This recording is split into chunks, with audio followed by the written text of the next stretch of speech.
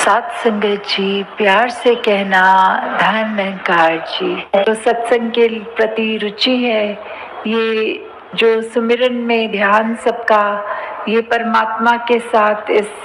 निरंकार के साथ, ये जो एक अपना रिश्ता बनाने के लिए जब सुमिरन करते हैं, ध्यान जोड़ते हैं और अपने किए गए सारे भी कोई भी अगर कुकर्म हो या दिमाग में ख्याल तक कोई अगर गलत किसी के लिए आया हो, जब उसके लिए अपने आप को ये बख्शवाने वाली बात सुमिरन में और सेवा भी साथ ही साथ चाहे किसी रूप में भी करने को मिले, चाहे वो एक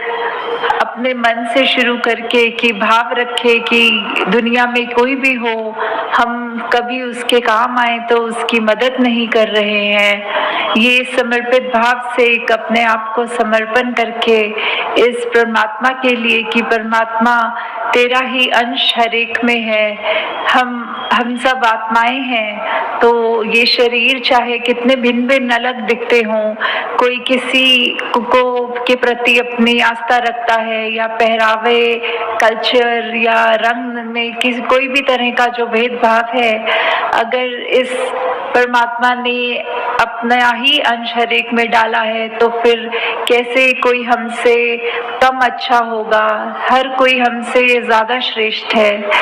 तो हमें जहाँ ये पता लगता है कि हमने हर एक के लिए सेवा भाव रखना है, ये अपने शरीर को भी उस उपयोग में लाएं कि किसी की उस तरह मदद नहीं, सेवा करें। अपने मन में ऐसे भाव लाएं जिससे पूरे मानवता के लिए हम कल्याण के रास्ते पर चलें। एक हमारे पास जो भी आर्थिक रूप में ये धन है, उसको भी उसी में लगाएं जो परोपकार के लिए ही हो। तो दातार यही कृपा करे कि ये जो मन में हमारे भाव है, ये जो एक हमारी रिस्पॉन्सिबिलिटी है कि एक मनुष्य बन के आए हैं, तो मनुष्य वाले गुण हमारे अंदर हों, प्यार का, नम्रता का, दिल को विशाल करने की बात, एक अपने आप को इस तरह परमात्मा के साथ जोड़कर खुद वो वननेस का प्रतीक बनना है हर एक के साथ। चाहे हम कितने भी स्वभाव रूप में और इंसानों से अलग हों, तो भी एक हार्मनी वाली बात के कैसे हमने एक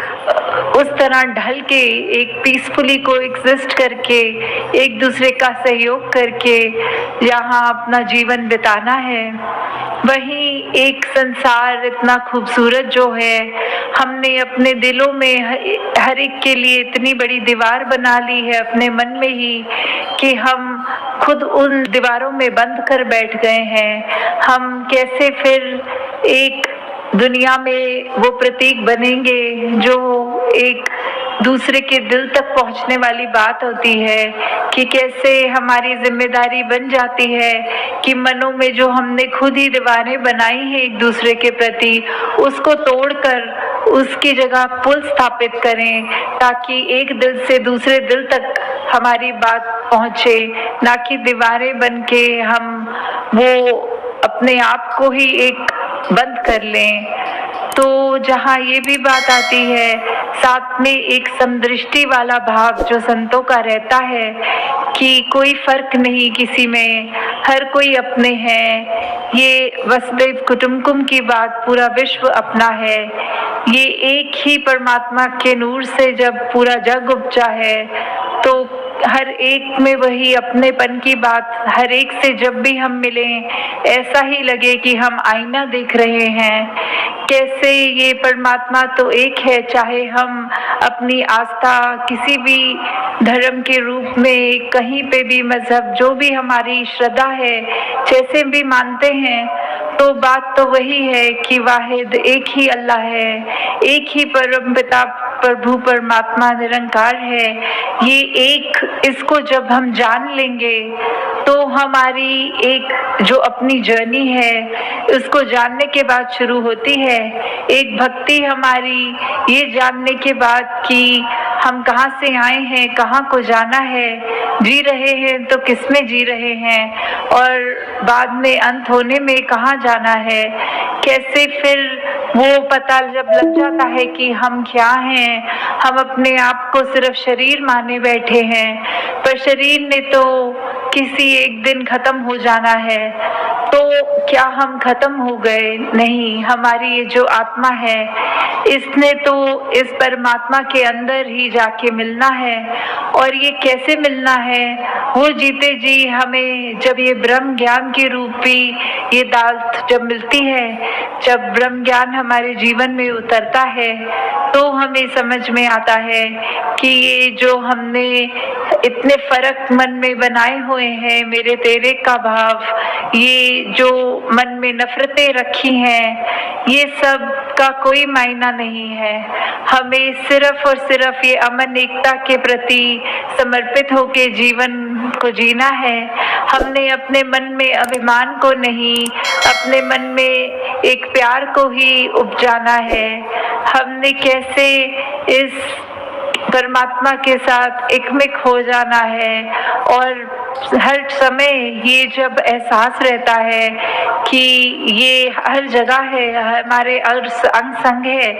तो फिर वो ही बात आ जाती है कि हम जब ये जान चुके हैं किसमें सांस ले रहे हैं, क्या है जो शुरू से था अंत तक रहेगा, तो फिर हमें भी अपना ये पता लगेगा कि कैसे जितना ज़्यादा हम ये बात एहसास में रखें कि परमात्मा अंग संग है,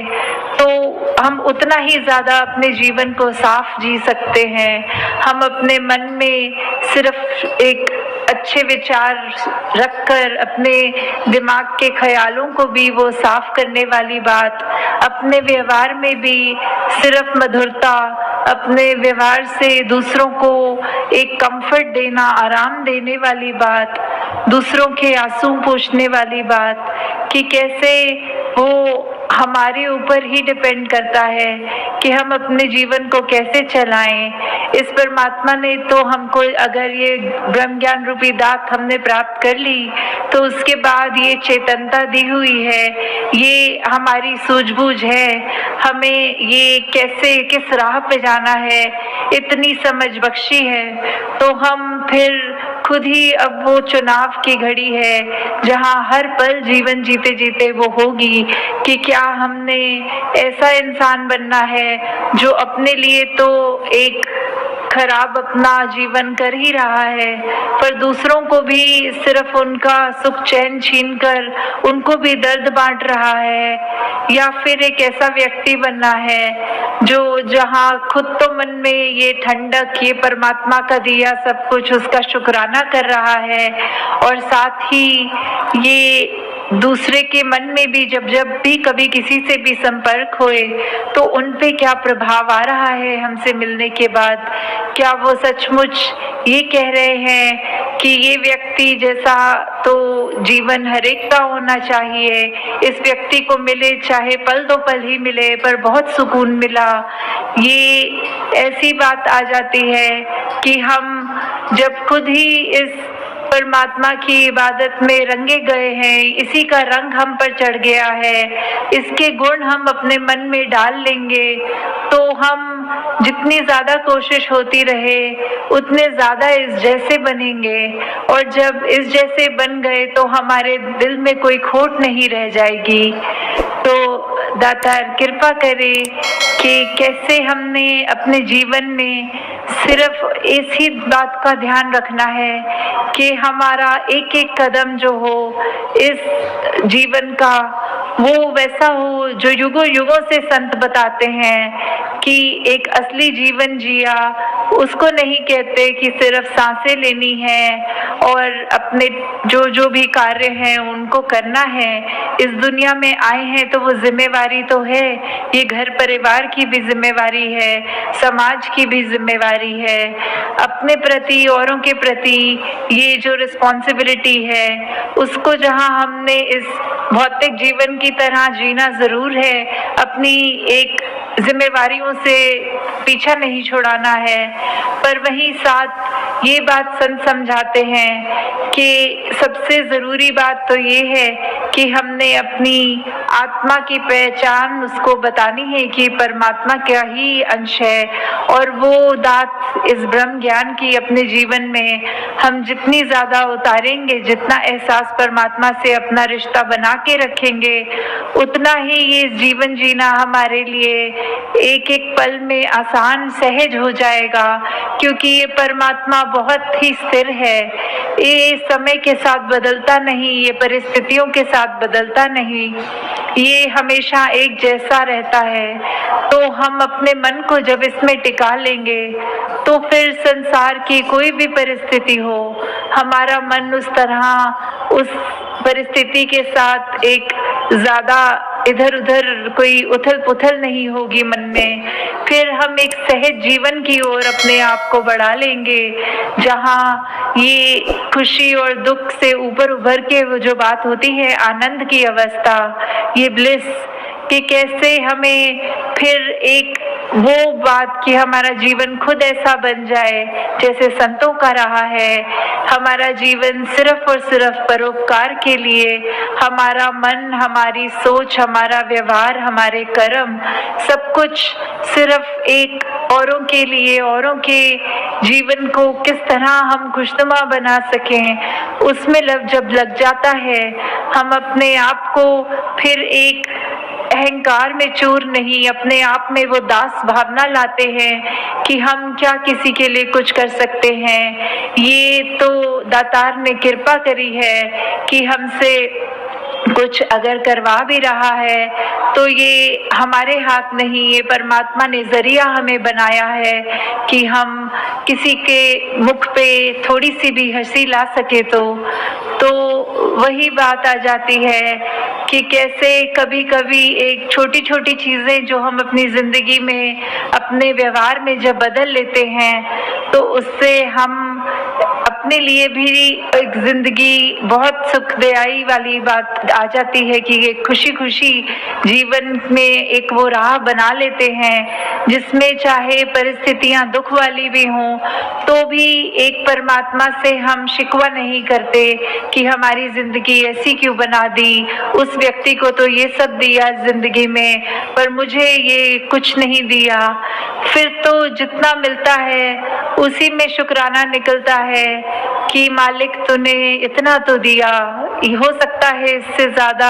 अगर मुझे देता था तो उसकी कदर में नहीं कर पाता, उसका उपयोग में अच्छे से नहीं कर पाता। तो जितना दिया है उसी में ये शुक्र की भाव, ये एक मन से एक जो थैंक्स निकलता है परमात्मा के लिए, जितना ज़्यादा हम वो करेंगे, जितना हम समझेंगे कि हमारे साथ परमात्मा कुछ भी ऐसा नहीं होने देगा जो हमारे लिए एक कल्याणकारी बात नहीं है, तो उतने ही जल्दी हम अपने मन को ये ठहराव दे सकेंगे। एक हम अपने जीवन को उस बहती हुई फ्लोट जैसे करते हैं हम पानी में कि चाहे कैसी भी लहरें हों, हम बस एक छोर से दूसरी छोर वो फ्लोट करते करते एक ऊपर से ही पानी के आ जाएंगे। जैसे ये परिस्थितियां तो एक कारपेट की तरह है, उसको अगर हम अपने कदमों के नीचे रखेंगे तो कैसी भी वो परिस्थिति हो, वो कारपेट कितना भी टेढ़ा मेढ़ा हो या किसी भी रंग का हो, कैसा भी रूप आकार हो, तो वो परिस्थितियां भी ऐसी, अगर हम उनके ऊपर हैं उसको तवज्जो नहीं देंगे, उसको एक इतना अहम नहीं बनाएंगे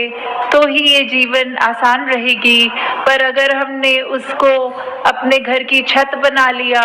तो फिर हमें लगेगा कि सब कुछ परिस्थिति ही है, जैसे हैं अभी खुश हो जाएंगे, अभी कुछ ठीक नहीं हुआ तो इतने दुखी कि डिप्रेशन तक हमारे को ये डूब ले जाएगी। तो हमने किस तरह अपने आप को संभालना है, उसका तो ये परमात्मा ने रास्ता हमको दिया हुआ है। बस हमारा अब ये कर्म होता है कि हमने कैसे अपने आप को वो संतों वाली मति, ये जो संतों की सोच है, उस सोच को अपना के अपने जीवन को निखारते हुए अपने जीवन को आगे से आगे बढ़ाना है। तो दासी और समय नहीं लेगी